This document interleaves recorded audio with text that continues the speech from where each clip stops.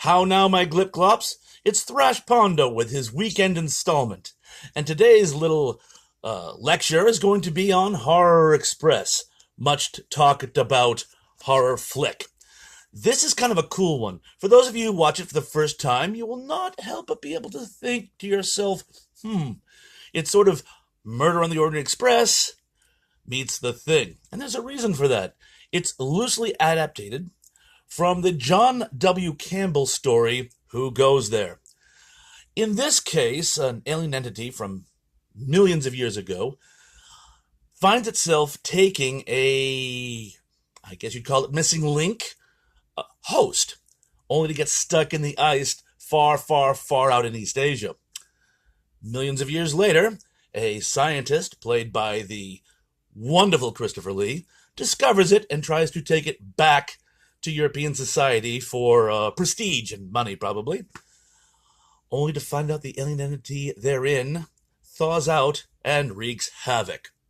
Sound familiar, huh? Fleshed out with a wonderful cast, Peter Cushing is also in it, and anytime you put Lee and Cushing together, you got yourself lightning in a bottle. Telly Savalas has a small supporting role as a crazy Cossack seconded for railroad security. He steals the movie for his portion of the time in the film.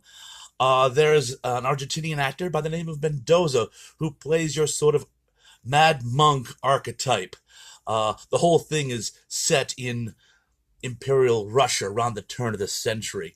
In fact, the whole thing literally takes place on the recently completed Trans-Siberian Railroad. In fact, the Spanish title for the movie was Panic on the Trans-Siberian Express, which I think in some ways would be a better title. Anyway, the cool thing about this one is the alien entity is actually interactive.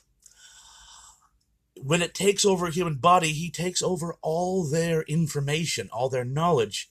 Thus, when it needs to, can communicate with other humans. That's how we find out its backstory, rather than expositional speculation in other films. And there's one thing about this one that I think sets it apart from other adaptations. In The Thing, and others like it, the alien is trying to literally absorb, take over all of humanity, possibly all life on Earth. This one is just trying to get back out into space, meet up with his friends, who are probably very old by this point. There's even a scene where he tries to reason with Peter Cushing, saying, if you let me live and try to get off the planet, I'll share with you some of the information I know about the universe that could actually help you as a race. It doesn't work out.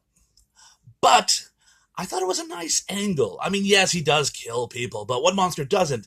And in this case, it's almost like the Emir in the Ray Harryhausen 20 Million Miles to Earth, where, yes, it kills people, but it's almost when it's forced into a corner or when it's trying to survive. There's a lessening of the malevolence, badness in it.